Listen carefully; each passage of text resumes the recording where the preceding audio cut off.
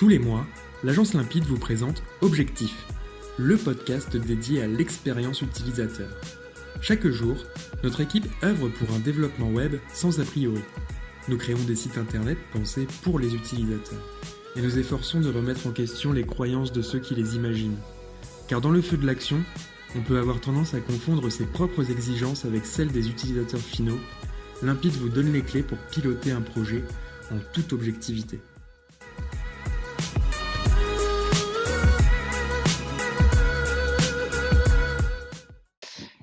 Gilles, bonjour. Bonjour. Merci de participer à cette interview objective.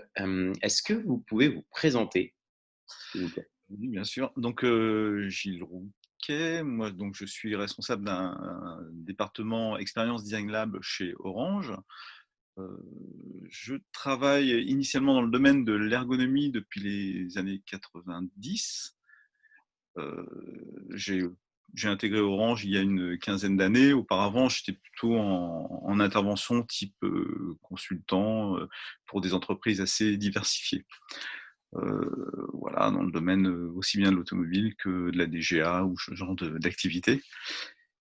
Pourquoi je vous dis ça? C'est parce que ça me permettait d'aborder le client, l'humain, en fait, ce qui est un peu mon leitmotiv dans un contexte global et pas juste au travers d'une catégorie de produits ou de services. Je pouvais ainsi le retrouver aussi bien dans l'automobile, effectivement, que dans des services administratifs, dans la banque, dans l'assurance. Et ça nous donnait évidemment plus de force pour pouvoir concevoir des services qui soient un peu cohérents. Alors je pars un peu tout azimut, là, je suis désolé, on est sous l'angle de la conversation.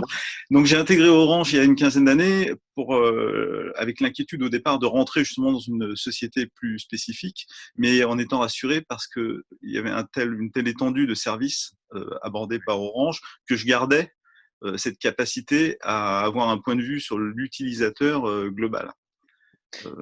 Voilà. Et merci, très précis. Effectivement, ce qui est intéressant, c'est de discuter avec des gens qui, comme nous, travaillent sur des sujets d'expérience utilisateur en remettant l'utilisateur au centre de la démarche et l'humain. Et justement, en parlant d'humain et d'utilisateur, on a tous vécu une période particulière. La thématique de ce trimestre sur nos interviews est le confinement. De votre côté, quelles conséquences le confinement a-t-il eu sur votre organisation en termes d'équipe et de travail? Alors les conséquences. Je serais tenté au démarrage, mais c'est pas complètement vrai, donc de dire pas tant de différence que ça, puisque nous, nos clients, nos utilisateurs sont à la fois certes en France, mais aussi dans différents pays d'Europe. On travaille avec 8 pays en Europe, et puis dans beaucoup de pays d'Afrique. Donc on est habitué en fait à travailler de façon distante. Que ce soit avec des équipes techniques ou même les équipes au sein d'XD Lab. On est répartis sur 5 sites en France et en Angleterre également. Donc, on a quand même des habitudes de collaboration, d'utilisation d'outils de coopération distante, de visioconférence et autres. Là-dessus, en apparence, on pourrait dire que les choses ne changent pas complètement. Dans les faits, évidemment, et d'autant plus avec la casquette managériale, c'est évident qu'on perd un certain nombre d'informations qui sont tous les signaux faibles, tous les échanges informels sur des sujets qu'on n'est pas obligé de traiter immédiatement, mais qui vont nous servir pour après.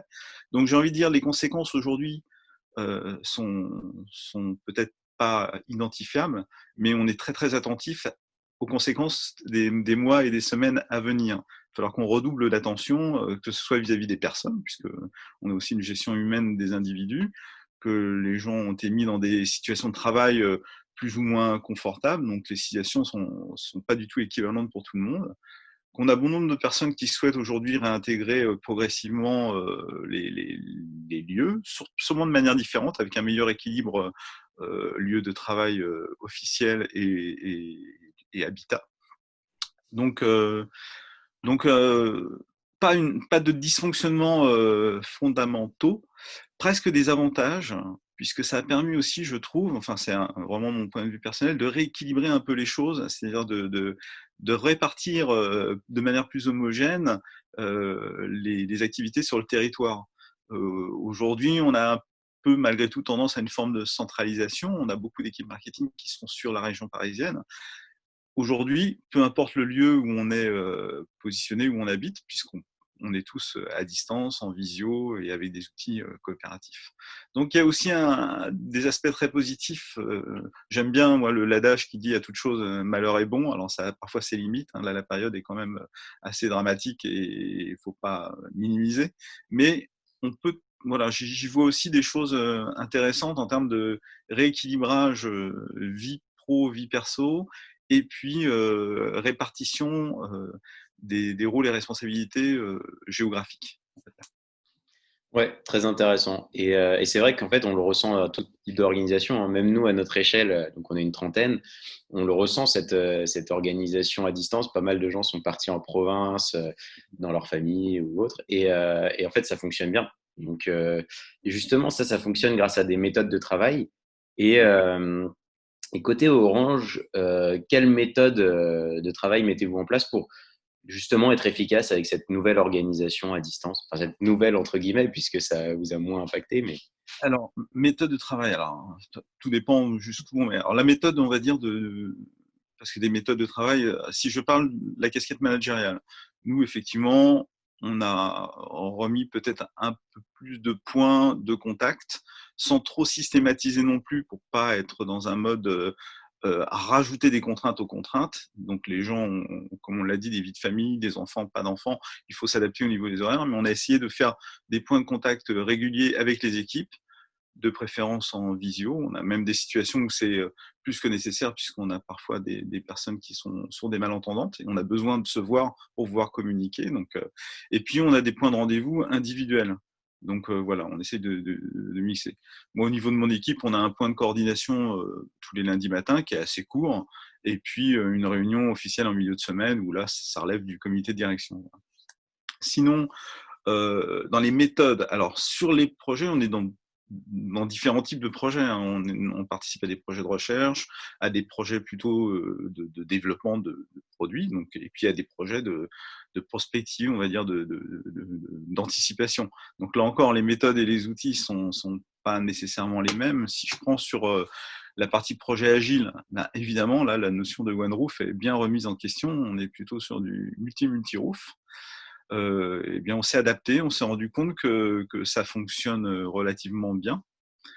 Là encore, c'est une spécificité pour les gens qui font partie de mon entité, donc qui sont des ergonomes, des designers, des sociologues, voilà, des gens autour du domaine du design, entre guillemets, hein, c'est pas école de design, mais vraiment au centré utilisateur, on va dire, sont des gens qui généralement sont multi-projets, donc qui n'étaient pas affiliés à un one roof, donc qui peuvent potentiellement alterner entre des positions sur des one roof et puis des positions sur leur lieu d'équipe, on va dire. Donc ça aussi, ça a évolué. Dans la méthode design, alors là pour le coup, dans le processus design global, bah, ça change un peu les choses parce que notamment les phases amont de recueil d'informations, tout ce qui est partie user research, bah, là évidemment on est impacté, user research ou test utilisateur. On doit coopérer, on doit déléguer, notamment avec nos collègues africains. Généralement, quand on fait des tests, on les accompagne, on essaye d'être sur place. Donc là, il a fallu composer. L'accès aux personnes était également rendu plus compliqué.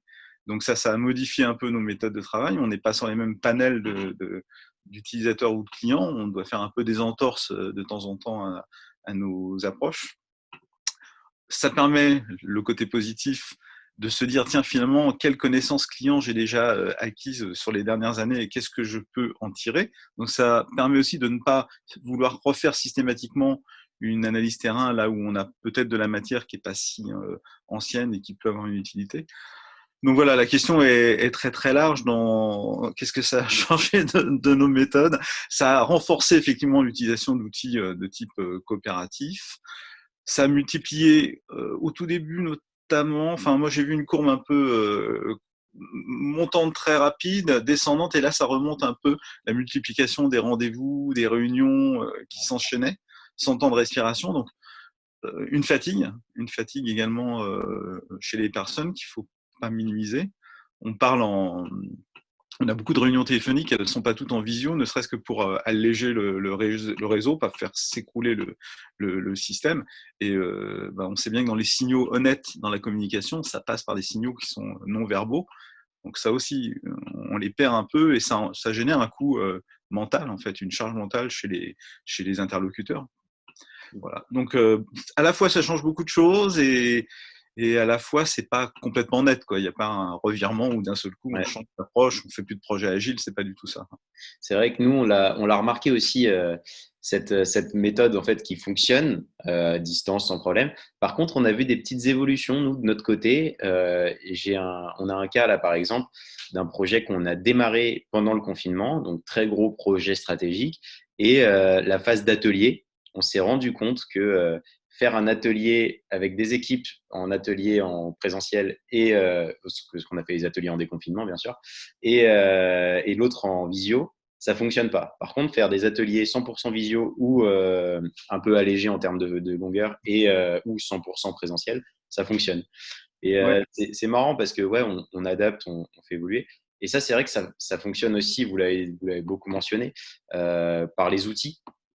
Vous, comment vous travaillez, enfin, quel type d'outils vous utilisez avec vos équipes pour justement mettre en place des méthodos qui fonctionnent bien?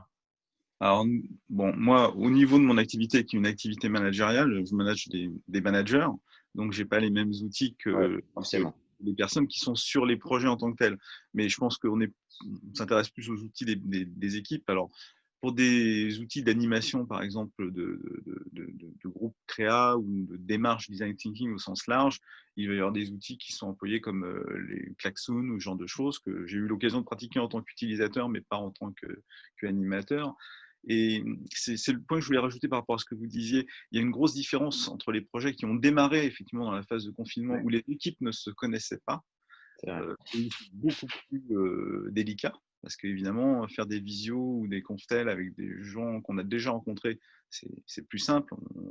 On donne du sens à des moments de silence ou à des attitudes éventuellement en visio qu'on ne peut pas donner si on ne connaît pas les gens. Donc ça rejoint c'est quand même des différences quant à la capacité d'utiliser des nouveaux outils. Après, tous les outils de l'agilité, hein, pour de la prod UI, UX, restent les mêmes. C'est les Slack et autres outils qu'utilisent les équipes agiles. Euh, tout ce tous les outils qui sont de production, les sketchs, les épines, les outils de design system restent les mêmes. Ça n'a pas changé. On peut à distance alimenter. Ce qui a changé, c'est évidemment les postes de travail des personnes qui sont censées produire, qui n'avaient pas forcément les mêmes qualités d'équipement. Donc là aussi, est-ce qu'on double les équipements? Comment ça va évoluer? Ça, les chaises de bureau, hein, tout simplement. Voilà. Donc des outils plutôt voilà, visio, Conftel, évidemment moins de choses comme ce que l'on peut faire avec des paperboards et puis du pratico-pratique tactile, du sensible physique, on va dire ça, c'est un peu passé à l'as durant ces 3 derniers mois. Et on a hâte que ça change. Ouais, effectivement, c'est vrai que je pense que dans toutes les équipes, on sent qu'il y a une volonté justement de revenir un peu plus à la norme dans les méthodes de travail, même si ça fonctionne. Et vous l'avez souligné tout à l'heure, c'est quelque chose que j'ai remarqué moi à titre personnel, c'est que on sent qu'il y a une demande des équipes d'adapter le travail avec mi-temps télétravail, mi-temps bureau, enfin, ou réadapter un peu le mode de fonctionnement, parce qu'on s'est rendu compte que on passe plus de temps avec ses enfants, avec sa femme, enfin sa famille, et du coup, forcément, ça fait ouvrir de nouvelles perspectives. Et c'est justement le dernier point de cette discussion, c'est la prospective. Qu'est-ce qui, selon vous, va évoluer dans les méthodes de travail, dans le monde du travail, par rapport à quels enseignements on va tirer par rapport au confinement? Moi j'espère, enfin je pense qu'on va devenir, alors là j'utilise le terme agile, mais au sens simple, classique, on va devenir plus souple, plus agile et plus pertinent dans le choix de nos approches et de nos méthodes. Être moins systématique. La notion des one roof, c'est évidemment quelque chose de tout à fait profitable. Et là encore, pour notre monde et nos métiers du design, mobiliser une personne 100% sur un espace alors qu'elle doit être multi one roof, j'ai envie de dire, ou également en relais sur son équipe pour travailler avec ses partenaires du métier de la conception centre utilisateur. Là aussi, je fais un aparté. Généralement, on a quand même peu de designers, peu d'ergonomes, peu de personnes de ce métier, diluées dans un monde plutôt technique ou marketing. Donc ces personnes ont besoin de venir se ressourcer dans leurs équipes. C'est pas forcément ce qu'on retrouve lorsqu'une personne est immergée dans un projet agile. Donc j'espère que tout ça va permettre de fluidifier et que pour chacun des projets, on va être plus à même de sélectionner en toute pertinence les bons outils, les bons nombres de réunions systématiques à mener, être être plus adaptatif, plus agile dans notre manière de monter, de faire des vrais protocoles lorsqu'on monte un protocole expérimental pour faire des tests. On s'adapte, on cherche à atteindre un objectif et on n'est pas avec un protocole préétabli que l'on va coller à toutes les sauces. J'espère qu'on aura cette même démarche de se dire quel objectif on cherche à atteindre, comment on veut faciliter la coopération, qu'est-ce qui est le plus adapté à cette équipe qui peut-être n'est pas colocalisée. Donc voilà, plus de souplesse. On s'est rendu compte que les personnes étaient tout à fait capables d'utiliser de manière très performante tous les outils à disposition, à titre personnel, puisque pour en discuter avec des collègues, beaucoup se sont mis à prendre des cours ou à avoir des activités de type presque sportive ou de méditation à distance avec des outils de type Zoom, celui qu'on utilise aujourd'hui, mais pas uniquement. Donc je pense qu'il va y avoir quand même un renouveau, une souplesse, je vois quelque chose d'assez positif dans l'avenir. Avec quand même le maintien de cette base où on peut se retrouver, ce lieu de travail où les gens vont pouvoir revenir, se ressourcer, retrouver des motivations à venir, et pas uniquement des motivations à partir de chez soi parce que les conditions sont pas établies. Il faut trouver il y a un travail encore à faire, peut-être à préciser les leviers de motivation. Voilà, les leviers qui font que j'ai envie de rester chez moi. Pour quelles raisons? Les leviers de pourquoi j'ai envie de partir de chez moi, parce que le contexte n'y s'y prête pas. Et bien sûr, idem côté entreprise. Ok, top. Merci pour ces réponses et cette conversation très intéressante. Ça pousse à réfléchir de mon côté aussi. Ouais, non, c'est top. Donc, très intéressant. Merci d'avoir participé à cette interview objective. Et retrouvez-nous pour les prochains sujets bientôt avec d'autres personnes travaillant sur des sujets digitaux pour partager un retour d'expérience. Avec grand plaisir. Merci beaucoup pour cette interview. À bientôt. Au revoir.